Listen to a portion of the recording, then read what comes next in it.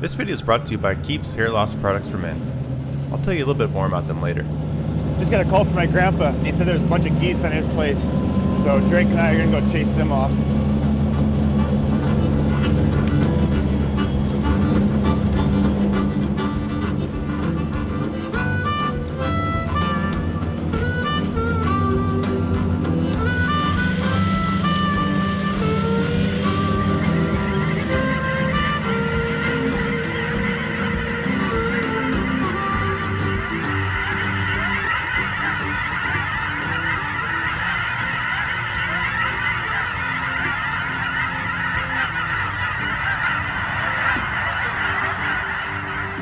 I think I'll go ahead and move the scarecrows while I'm at it. It's a never-ending battle with these geese. I have no idea if the scarecrows do anything. At least you feel like you're doing something though. The geese can really do a lot of damage to a crop. They can mow it down, and the next morning there's nothing there.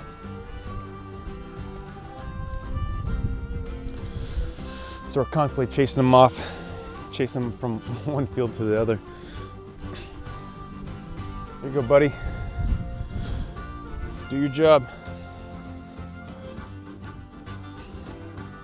Good boy.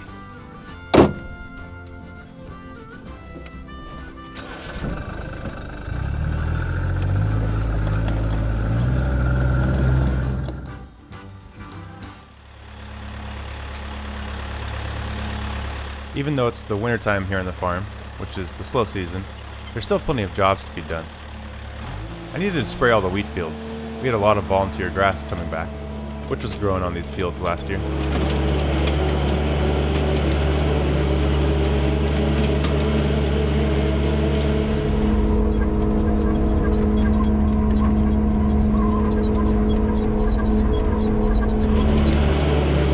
The biggest challenge of farming this time of year is getting the weather to cooperate.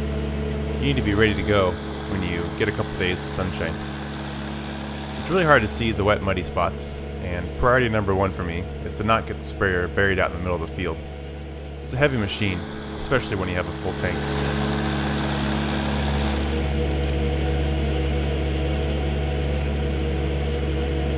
I can cover a couple hundred acres in the day spraying if everything goes all right.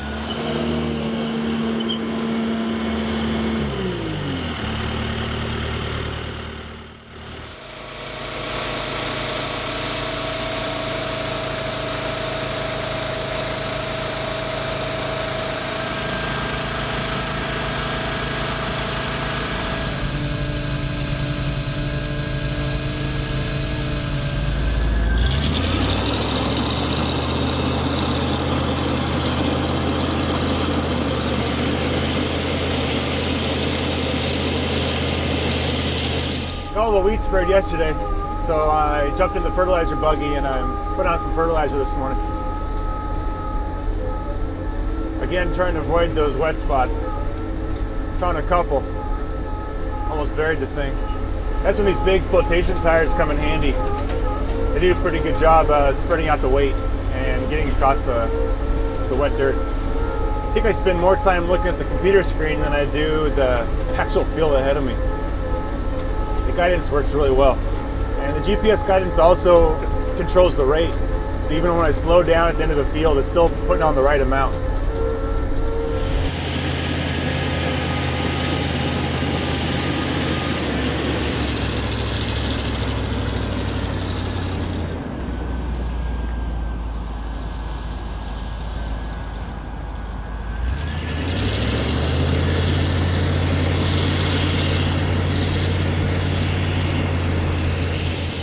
About the same as spraying. You can get across a couple hundred acres in a day fertilizing if you can keep the trucks coming from the fertilizer plant regularly. And I don't get stuck. From one fertilizing job to another, albeit scaled down a little bit, I first got my lawn mowed and then switched over to the fertilizer cart and spun some on it.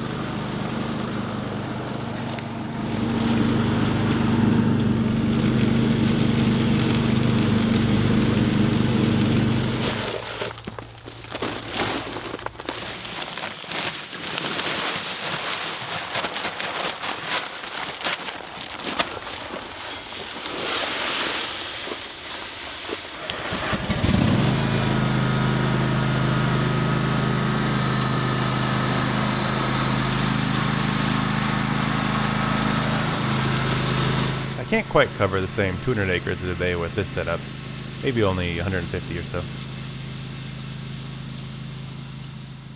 We're getting ready to plant some more hazelnut trees. This is a field we planted 2 years ago, and we didn't quite finish when we did it. We have 3 more acres just because we couldn't get enough trees at the time, and now we got the trees and we're getting ready to plant them. I'm working on marking the field now using the tractor and a marker built on the back. Mark off a pass every 18 feet, which is what we're planting the trees at. And then hopefully as soon as we get that done, we'll come out and start putting the trees in the ground.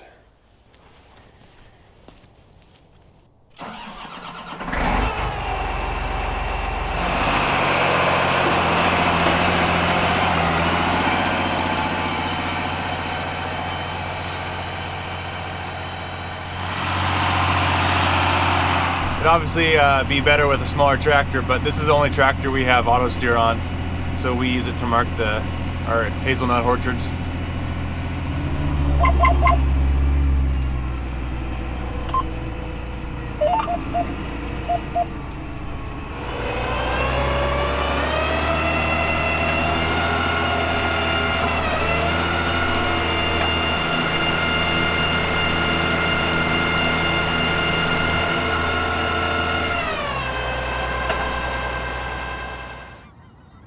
A month later, we had a bunch of new hazelnut trees planted. When you're putting these tiny sticks in the ground, it just seems like it's going to be forever until they're full trees producing nuts. But the passing of time is so strange, because I remember thinking the exact same thought when I was planting these trees, and I feel like I blinked, and now they look like this.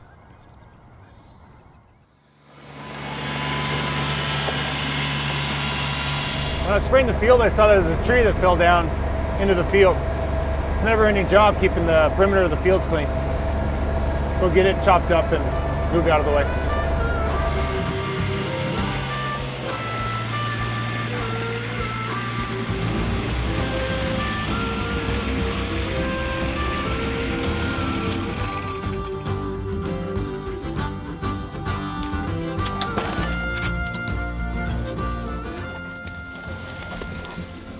Get it out of the field.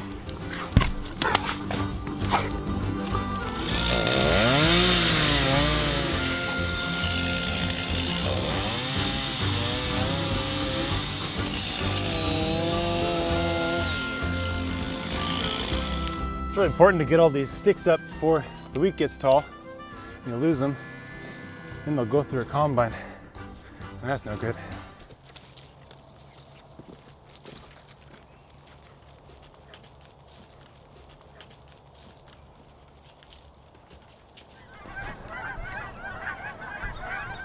More geese were coming in for a landing, but luckily the scarecrow will take care of them, I'm sure.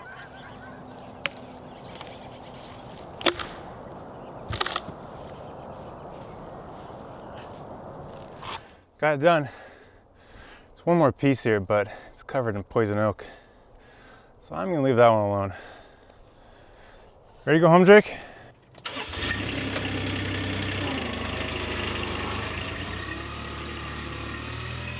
Before we get to job number 7, which is a doozy, and you'll definitely want to stay tuned for that, I want to tell you about the sponsor of this video, Geese. As a farmer, I know that sometimes you're blessed with soil that produces thick, luscious, and full crops that can really turn some heads of people passing by. But sometimes you aren't as lucky, and you get stuck with not so fertile ground, which can leave your crops thin, patchy, and balding. Geese has revolutionized the way men are treated for hair loss. 2 out of 3 guys will experience some form of male pattern baldness by the time they're 35, and I'm currently 34, so I'm really feeling the pressure. Geese treatments are up to 90% effective at reducing and stopping further hair loss, and Geese knows hair loss prevention is the key. If you're ready to take action and prevent hair loss, go to keeps.com/rainfallprojects or click in the link in the description to get 50% off your first order. That's keeps.com/rainfallprojects. I'd really like to thank Geese for their support.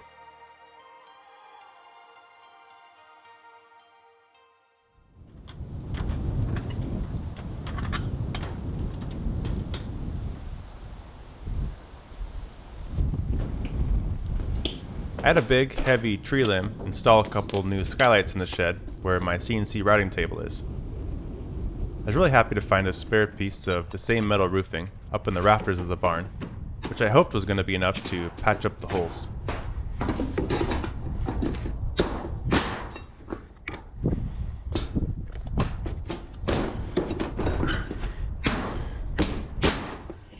I popped the nails out of the bad sections and hauled them to the barn to cut them.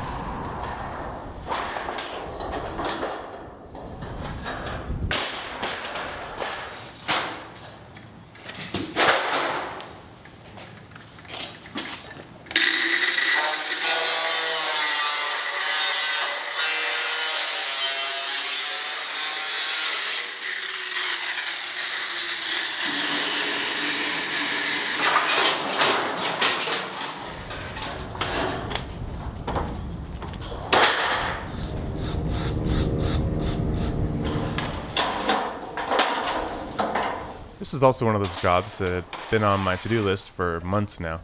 It only took me a couple hours to do it once I jumped in on it, and felt really good to get done, which left me wondering why I'd put it off for so long.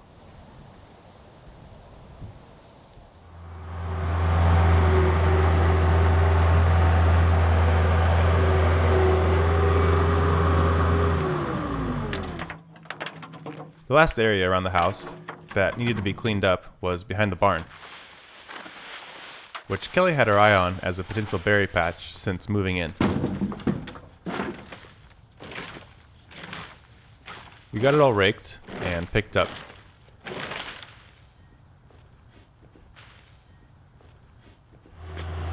Then I did a little leveling work before borrowing a bed shaper from the neighbor and making the beds.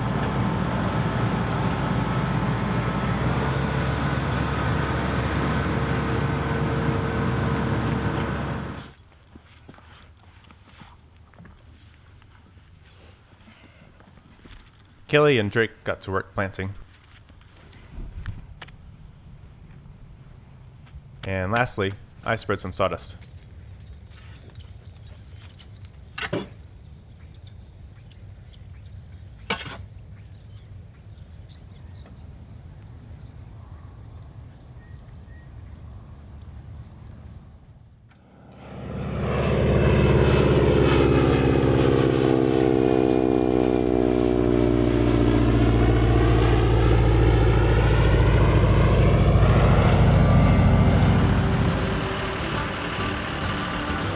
This is a new perennial grass field that we planted last fall.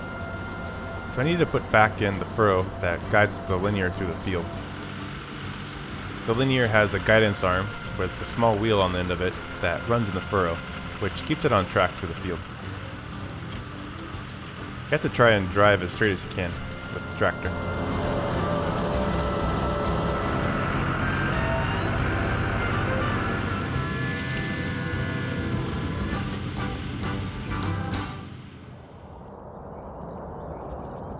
We really try on our farm to keep up on all their safety requirements.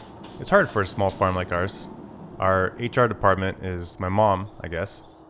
But we do have regular safety meetings with the guys that work on the farm, and we talk about things we can do better and things that need some maintenance work.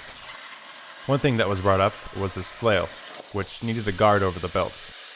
After doing some measuring, I cut out a guard on the CNC plasma table, folded it together, and welded it up.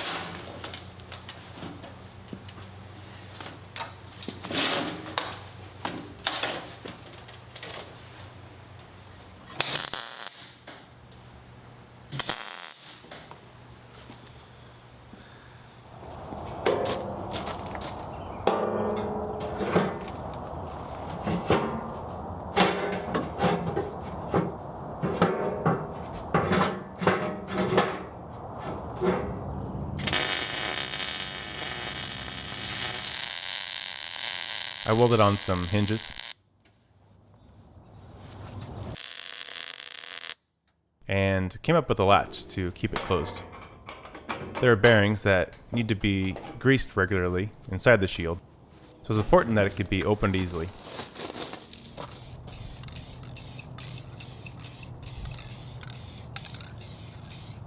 After a coat of paint, the flail was good to go now, and OSHA approved.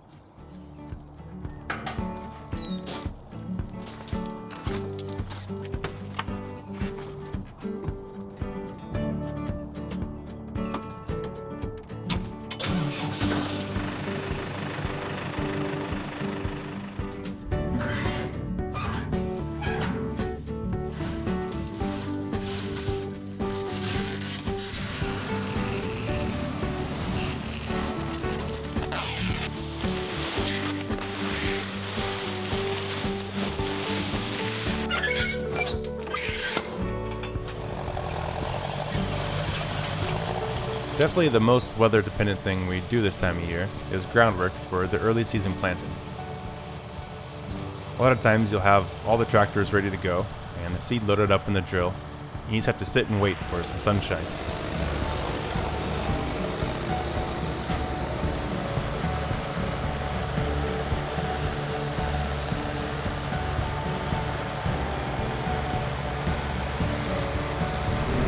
Planting peas today. I don't know if I'm gonna get it done though because it's starting to rain. It's hard to get it in the ground this early in the season, but it's good if you can because that means less irrigation later on.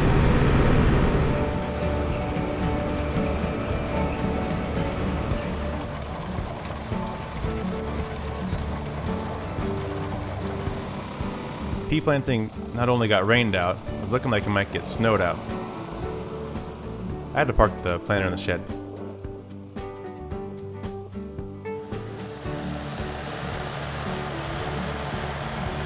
But a couple days later, I was able to get back out there and finish up planting the first spring crop of the year.